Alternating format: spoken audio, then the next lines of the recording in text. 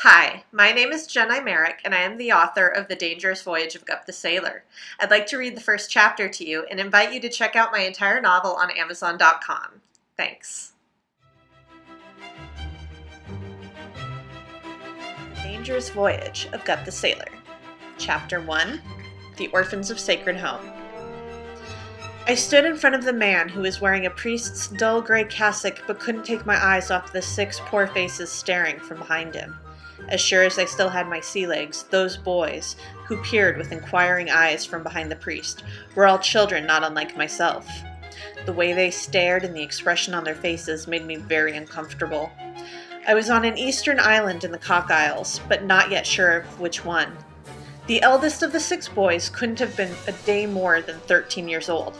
I, being only 2 months shy of my 11th birthday, had become better at guessing others' ages, and I desperately hoped the next birthday would be celebrated back at home on the seas with my mother and father. Yet as it was, I had to accept my next birthday could very well be observed in Sacred Home for poor orphans. Orphans who looked at me in earnest curiosity. A blackbird circled the air above me. Its cawing briefly distracted me from the priests' and merchants' conversation. I noticed a very blue-eyed boy peeking around the eldest orphan, if they indeed were orphans. I, being not an orphan among them, wondered if they too might have lost parents out in the world. The boy with the piercing blue eyes inspected me closely, like he was reading my very thoughts. Quite suddenly I noticed the lot of them seemed to stare at me as if I were a cannibal, as if I didn't belong. I shouldn't have been there. I had to remind myself this wasn't the merchant's fault. He only brought me to the sacred house to uphold his personal morals and do right by his faith. And perhaps the priest of the sacred house would hear my tale and send word to my father of my safety. After all, he would need to know of my family's dire situation, especially my poor mother's. The merchant who intended to leave me here to birth sailed under the red and blue Gerundellian Jack, the royal flag of the king's nation. He was truly an honest man, though not very helpful when I begged him to take me home. Just before his departure, he kissed the priest's knuckles more than 3 times. I never saw him after that day. I was never enthusiastic with his choice to leave me there, but I had to respect it was out of his principal duty to do so.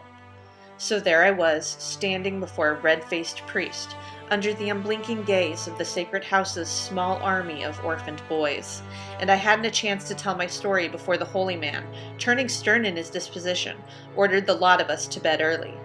Not wanting to make waves on my first day, I did as I were told.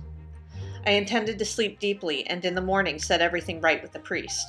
However, upon entering a long chamber with 16 beds, 8 along each lengthy wall, inside the walls of the dreary stone chapel, questions and wild curiosity from my new bunkmates overwhelmed me. At first, the eldest boy snatched the 3-pointed cocked hat right off my head and began inspecting it thoroughly, for authenticity, I supposed. The other children pulled me from right to left, asking me such nonsense as where my stockings were and my jacket. I looked from one face to the next, then back at my hat, noticing it was now sitting on the eldest boy's head.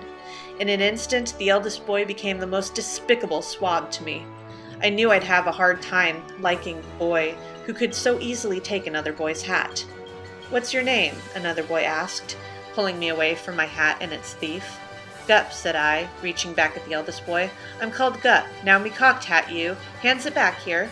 My firm demand pulled the eldest boy's attention back to me, and he jeered. He began strutting like a common landlubber back and forth before me, only about 2 hands taller. "Gup, says you?" he said, then laughed again. "That's a stupid name for a younger." "I've earned me name. Gup is smarter than any name you'd ever hear," I argued with him, "though I'd bet you'd know a stupid name if you'd hear your own." I stared at the taller boy proudly enough to make me taller still. If he wanted to fight with words, I was here for him. "But what's your name of law? Certainly not Gup," commented the same boy of the original question. I looked amongst the others. Each of them seemed honestly curious about me. And, supposing the sacred house was as safe as any lee shore, I decided to share my new roommates what they wanted to know. Snatching my cocked hat from the taller boy's noggin before hopping back again, I returned my property to its place on my head and sat down on a vacant bed. The other boys wasted no time joining around, each wearing matching knickerbocker pants tightly cinched below the knee and high-button jackets. Half of them wore blue caps that matched the jackets. Even the eldest boy, Rourke I'd come to learn, had taken a seat opposite me. I began the tale of my name, the story of how Gup was it. It began in truth with my father and mother, as all children's stories begin. And as sure as I existed, I've a mother and father who met one night in a tavern on a faraway island south of the Jarendale mainland. My father was a veteran in the privateering business, my mother a humble barmaid. She was being pursued by the same innkeeping tavern owner by whom she was employed. He intended to marry her, but my mother declined his pursuit often, yet respectfully. She was attending her duties the fateful evening that my father arrived to drink in the tavern and stay overnight in her employer's inn. They'd known each other only a few days prior to my mother running off with my dad, along with his first mate, a lady cannibal named Hetty. They set sail on his ship, the Caterwall Wind, under the cover of night. They'd gone some distance to berth on an island far to the east of where they fled, and from an unfortunate misunderstanding rescued my father's cousin, the very recently slain Captain Stevenson. How I wish he were here with me today. His cousin Captain Stevenson had the honor of marrying my parents on the Caterwall Wind only a short time later. He did so as a favor to my father for helping him in his time of need. Then, with my newly married mother and father, and my father's mate Hetty, the four of them sailed together on a dangerous mission to regain Captain Stevenson's seized ship, the No-Neck Nell. It was a fantastic ship with purple sails fit for royalty. Before my birth, the two ships sailed together for wealth, sharing privateers' affidavits in pursuit of enemy buccaneers, and returned stolen valuables to His Majesty's kingdom. They sailed like thieves, but with the hearts of heroes, loyal to the crown. It's true every word of it, on me honor as a sailor. I ventured a glance among my audience to see if everyone was still engaged in my tale. Not one of their faces were occupied with another thought, so I continued. The ship of me birth was my father's same ship, the Caterwall Wind. She may not have purple sails as my elder cousin's grand ship, but she is a sightly one, and strong against even the most dangerously high seas. Nearing 11 years ago, in a South Sea storm, my mother felt it necessary to bring me into this world in the lower deck of my father's ship, whilst the vessel took on water. I had nearly been swamped out of the world before ever entering into it. My birth wasn't only a miracle, but the fact that the Caterwall Wind didn't go down that night too was also a blessed mystery. It was Hetty, my father's first mate and volunteer handmaiden to me mother, who assisted in my birth at sea. It is said that Hetty screamed with my mother and in her broken language commanded, "By thunder, dis guppy live spite awful storm, seen it?" Then she struck my backside, holding me high above the intruding water as the sea flooded the lowest deck. And I live to tell this tale. True, it was my luck, being born a sailor, that allowed such a miracle at sea, and with it I earned my name, Gup, short for the thundering guppy I was, born in a flooded ship, swimming before breathing. I bet the likes of the big 'un here didn't survive such a treacherous birth as I had. I nodded to Rourke after finishing my story. The boys broke out in a lively chatter at that, some with hearty gusto, one or two in disbelief. And I paused long enough still for them to say their piece on the matter. Rourke, I wasn't surprised, didn't take stock in my story, proclaiming, "That story doesn't make Gup a name, it makes you a creative liar, or your real name is even stupider than Gup, I reckon. Tell us your real name, Yunker."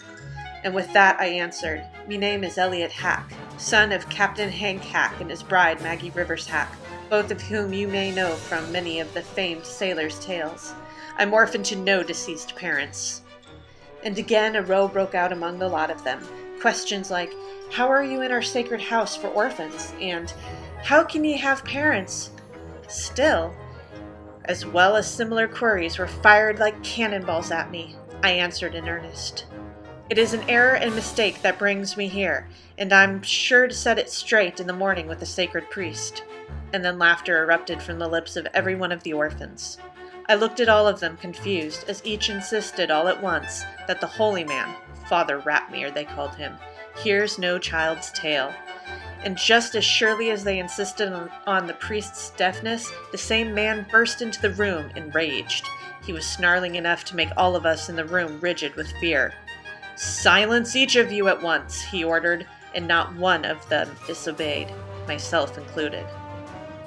Father Ratmere slowly stalked forward and a grim voice asked threateningly rather than stated, "Not a one of you is in your nightcaps? Not a one under a cover asleep?" A wiry, wide, and pale eyebrow stretched high on the priest's brow, and as he finished his rhetorical inquiry, the lot of the orphans scrambled to change into their nightclothes and hide under their sheets. I stood at my own unfamiliar bedside, unsure of what to do. I had nothing of my own here. "You there," the priest addressed me coldly. "I suppose now is a good time to ask the name of tonight's disorder." He meant me. I swallowed a thick lump that grew in my throat. It's Gup, sir. Just Gup is fine," said I, finding my voice weak. The priest narrowed his eyes at me angrily. "Gup, is it? It's fine, is it? It's certainly not the appropriate answer, as the truth is what I require of all of my charges." To that, the very blue-eyed boy, Calvin as I'd come to know him, answered for me. "Father Ratmere, he's the son of the storied sailor, Captain Hank Hack. He's Elliot Hack, father." The priest's expression was a firm grimace, and his face turned crimson and became redder still. "Lies, you can be certain of it. This boy is without a family. He were brought forth by an honest man, you all saw him, the merchant of Victory Island. He purchased this liar as a common slave from a gang of pirates unable to bear leaving a young lad in the service of thieves and murderers. He's the liar, this hero of yours. You will take that fact to the graves with you." The priest then nodded stoically at Rourke, and the eldest boy tossed a nightgown and cap at the back of my head. The others cowered in their beds still as I began to slip off my usual wares, feeling the first blossom of anger well up in me. A liar? This priest wouldn't know the truth if the mightiest of gods spoke it to him in the common tongue. "Tomorrow I'll have a uniform for you, boy," the priest stated coldly. "These salty tatters won't suit your new life, nor assist your transition to a modest lifestyle in this honest community." Then the horrid priest scooped up my cocked hat, my vest, white shirt, and my favorite braided knickerbockers, the very ones that Hetty and my mother carefully sewn together and embroidered with Espinasian silk. He took them right out of my hands and left me standing in an oversized night frock. The faded blue uniform coat and cap that I would be forced to wear the next day haunted my very thoughts. Not one of the other boys looked at me the remainder of the night, which was a good thing, as I didn't think I could keep every tear from sliding down my cheek. End.